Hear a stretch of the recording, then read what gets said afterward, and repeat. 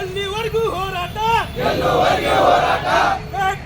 ಬೇಕು ಅಂತಕ ಫಯಾಜ್ಗೆ ಗಲ್ಲು ಶಿಕ್ಷೆ ಆಗಲೇಬೇಕು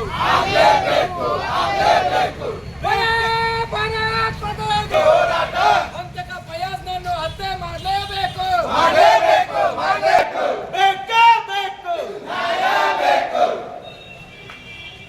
ಅಂತಕ ಫಯಾಜ್ ಗಲ್ಲು ಶಿಕ್ಷೆ ಆಗಲೇಬೇಕು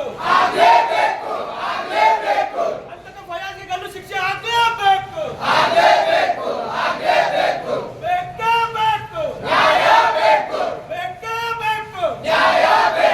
ಎಲ್ಲಿವರೆಗೂ ಹೋರಾಟ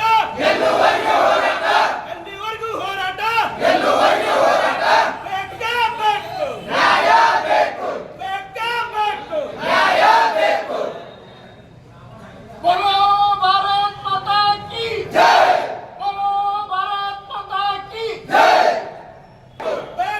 ಬೇಕು ಅಂತಕ ಫಯಾಜ್ ಗಲ್ಲು ಶಿಕ್ಷೆ ಆಗಲೇಬೇಕು ಫಯಾಜ್ ಎಂಬಾತ ಕಾಲೇಜಿಗೆ ಪ್ರವೇಶಿಸಿ ಚಾಕುವಿನಿಂದ 9 ಬಾರಿ ಇರಿದು ಬರ್ಬರವಾಗಿ ಹತ್ಯೆ ಮಾಡಿದ್ದಾನೆ.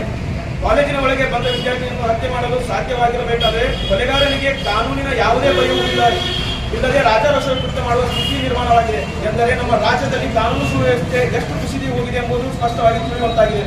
ಈ ಘಟನೆಯಿಂದ ರಾಜ್ಯದ ವಿದ್ಯಾರ್ಥಿ ಸಮುದಾಯ ಭಯಭೀತಿ ಬಂದಿದೆ. ವಿದ್ಯಾರ್ಥಿ ಕುಟುಂಬಕ್ಕೆ ನ್ಯಾಯ ಒದಗಿಸಬೇಕಾಗಿದೆ. ರಾಜ್ಯ ಸರ್ಕಾರ ದಿನಕ್ಕೆ ಹದಗೆಟ್ಟಿರುವ ಕಾನೂನು ಸುವ್ಯವಸ್ಥೆ ಬಗ್ಗೆ ಗಂಭೀರವಾಗಿ ಚಿಂತನೆ ನಡೆಸಿ ಕಾರ್ಯಪ್ರವೃತ್ತರಾಗಬೇಕು. ಸರ್ಕಾರ ಸಿಐಡಿ ತನಿಖೆ ಆದೇಶ ನೀಡಿದೆ. ಆದರೆ ಕೊಲೆ ಆರೋಪಿಗೆ ಅತ್ಯಂತ ಕಡಿಮೆ ಶಿಕ್ಷೆ ವಿಧಿಸುವ ಮೂಲಕ ನ್ಯಾಯ ಒದಗಿಸಬೇಕೆಂದು ಕರ್ನಾಟಕ ರಕ್ಷಣಾ ವೇದಿಕೆ ಪ್ರವೀಣ್ ಕುಮಾರ್ ಶೆಟ್ಟಿಮನ ರಾಮಪುರ ಘಟಕ ಆಗ್ರಹಿಸಿದೆ. ಧನ್ಯವಾದಗಳು.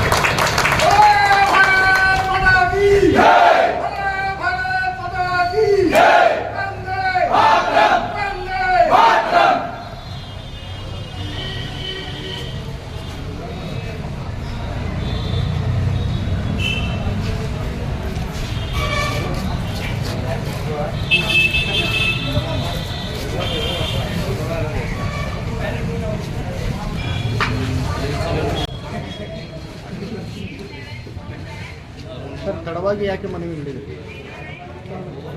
ತಡವಾಗಿ ಮನವಿ ನೀಡಿದ್ರಿ ಕಾರಣ? ತಡವಾಗಿ ಮನವಿ ಅಂತಂದ್ರೆ ಸರ್, ಈಗೇನು ಎಲ್ಲ ಕಡೆ ಹುಬ್ಬಳ್ಳಿ ಒಳಗೆಲ್ಲ ಪ್ರತಿಭಟನೆ ನಡೆದಿದ್ದು, ಆದರೆ ನಮ್ಮ ರಾಮದುರ್ಗದಾಗ ನಮ್ಮದು ಒಂದು ಸ್ವಲ್ಪ ವೈಯಕ್ತಿಕ ಕೆಲಸಗಳಿಂದ ಸಂಘಟನೆಯವರು ಎಲ್ಲರೂ ಬೇರೆ ಬೇರೆ ಕಾರಣಗಳಿಂದ ತಡವಾಗಿ ನೀಡೀವಿ. ತಡವಾಗಿ ನೀಡಿದ್ರು ನಮ್ದು ಬೇಡಿಕೆ ಏನಪ್ಪ ಅಂತಂದ್ರೆ, ಯಾವ ಹಂತಕರೆ ಏನೋ ಇಂಥ ಕೃತ್ಯ ಮಾಡಿರ್ತಾರಲ್ಲ ಅವರಿಗೆ ಗಲ್ಲು ಶಿಕ್ಷೆ ಆಗಲೇಬೇಕಂತೇಳಿ ನಮ್ಮದು ಬೇಡಿಕೆ ಇತ್ತು ಸರ್.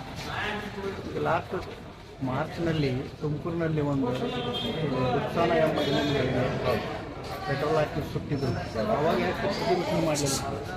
ಉಕ್ಸಾನ ಪ್ರದೀಪದ ಅದನ್ನು ಈಗ ಕೂಡಿಸಿ ನಾವು ಹೇಳಿದ್ದೀವಿ ಸರ್. ಯಾಕಂದರೆ ಈಗ ನಡೆದಿರೋದು ನೇಹಾ ಹಿರೇಮಠದವ್ರು ಇದ್ದಾಗ ನಾನು ಏನು ಹೇಳಿದ್ವಿ, ಪ್ರತಿಯೊಬ್ಬರು ಜಾತಿ ಅಂತಲ್ಲ ಧರ್ಮ ಅಂತಲ್ಲ, ಈ ಕೃತ್ಯ ಯಾರೇ ಮಾಡಲಿ ಅವರು ಇವತ್ತು ಯಾವುದೇ ಜಾತಿ ಸೀಮಿತ ಇರಲಿ, ಯಾವುದೇ ಧರ್ಮಕ್ಕೆ ಸೀಮಿತ ಇರಲಿ, ಅವ್ರು ಯಾರೇ ಮಾಡಿದ್ರು ಅವ್ರು ಅವತ್ತೇ ರುಕ್ಸಾನ ಆಗಲಿ ಅದು ಪ್ರದೀಪ ಆದಾಗ ಏನಾರು ಒಂದು ಕಠಿಣ ಕ್ರಮ ತಗೊಂಡು ಗಲ್ಲು ಶಿಕ್ಷೆ ಮಾಡಿದ್ರು ಅಂತಂದ್ರೆ, ಈಗೇನು ಹೈದರಾಬಾದ್ ನಡೀತಲ್ಲ ಒಂದು ಎನ್ಕೌಂಟರ್ ಹಂಗೇನಾರು ಮಾಡಿದ್ರೆ ಅಂದ್ರೆ ಇಂಥ ಕೃತ್ಯಗಳು ನಡೀತಿರ್ಲಿಲ್ಲ. ಇದನ್ನು ಯಾವುದೇ ಈಗ ಆವಾಗ ಯಾಕೆ ನೀವು ಮಾಡಿಲ್ಲ ಅಂತ ಕೇಳಿ ಬರೋಬರ್ ಸರ್. ಏನಾಗ್ಬಿಟ್ಟೈತಿ, ಎಲ್ಲದಕ್ಕೂ ಒಂದೊಂದು ಲೇಪನ ಹಚ್ಚಕತ್ತಾರೆ ಇಲ್ಲಿ. ನಾ ಕೇಳೋದು ಒಂದ, ಕರ್ನಾಟಕ ರಕ್ಷಣಾ ವೇದಿಕೆದವ್ರು ಕೇಳೋದು ಒಂದ, ಯಾವುದೇ ಜಾತಿ ಧರ್ಮ ಇಲ್ಲಾರ್ದ ಯಾರೇನಿಂತ ಕೃತ್ಯ ಜರುಗಿಸ್ತಾರಲ್ಲ ಅವರಿಗೆ ನೀವು ಗಲ್ಲು ಶಿಕ್ಷೆ ನೀವೇನಾರು ಅದನ್ನೇನಾರು ಪಾಸ್ ಮಾಡಿದ್ರೆ ಅನ್ನೋದು ಆತಂತಂದ್ರೆ ಇಂಥ ಕೃತ್ಯಗಳು ಎಲ್ಲೂ ನಡೆಯೋದಿಲ್ಲ, ಇಂಥ ಕೇಸ್ಗಳು ಎಲ್ಲಿ ಹೋಗೋದಿಲ್ಲ ಅಂತ ನನ್ನ ಬೇಡಿಕೆ ಸರ್. ಈಗ ಆಲ್ರೆಡಿ ಸಿಐಡಿಗೆ ಕೊಟ್ಟಿದ್ದಾರೆ, ಅದ್ರ ಬಗ್ಗೆ ಏನು? ಸಿಐಡಿ ಕೊಟ್ಟಿದ್ದಾರೆ ಸರ್. ಅದೇ ಸಿಐಡಿ ಕೊಟ್ಟು ಮತ್ತು ಒಂದಿಷ್ಟು ದಿನ ಜೈಲ್ದಾಗಿಟ್ಟು ಮತ್ತೆ ಜಾಮೀನು ಮೇಲೆ ಹೊರಗೆ ತರೋದು ಬೇಡ. ನಾನು ಹೇಳ್ತಿದ್ದು ಮಾನ್ಯ CM ಸಾಹೇಬ್ರಿಗೆ ಏನು ಹೇಳ್ತೀನಪ್ಪ ಅಂತಂದ್ರೆ, ನೀವು ಆದೇಶ ಹೊರಡಿಸ್ರಿ, ಏನೈತಿ ಕಠಿಣ ಕ್ರಮ ತಗೊಂಡು ಅವ್ರು ಗಲ್ಲು ಶಿಕ್ಷೆ ಅನ್ನೋದೊಂದು ಏನಾರ ಜೀವವಾದಿ ಶಿಕ್ಷೆ ಗಲ್ಲು ಶಿಕ್ಷೆ ಅವ್ರಿಗೆ ಆಗ್ಬೇಕು, ಮಾಡಿದ ತಪ್ಪಿ ಪ್ರಾಯಶ್ಚಿತ್ತ ಆಗಬೇಕು. ಆ ನೇಹಾ ಹಿರೇಮಠ ಕುಟುಂಬಕ್ಕಾಗಲಿ, ಆಮೇಲೆ ಈಗಿನ ರುಕ್ಸಾನ ಕುಟುಂಬಕ್ಕಾಗಲಿ ಅವ್ರಿಗೆಲ್ಲರಿಗೂ ನ್ಯಾಯ ದೊರಕಿಸ್ಕೊಡ್ಬೇಕು. ನಮ್ಮ ಜನಪ್ರಿಯ ಮುಖ್ಯಮಂತ್ರಿಗಳಾದವರು ಇವತ್ತು ಇಷ್ಟು ಸರ್ಕಾರದಾಗ ಏನೋ ಎಲ್ಲ ಭಾಗ್ಯಗಳು ಕೊಟ್ಟಿನಿ ಅಂತ ಹೇಳ್ತಾರೆ, ಆದ್ರೆ ಈ ಒಂದು ಕೆಲಸ ಮಾಡಿದ್ರಂದ್ರೆ ಇನ್ನೂ ಅವ್ರ ಜನಪ್ರಿಯ ಹೆಚ್ಚಾಕತ್ತೆ ಅಂತೇಳಿ ನಾವು ಕರ್ನಾಟಕ ರಕ್ಷಣಾ ವೇದಿಕೆ ಹೇಳ್ತೀವಿ.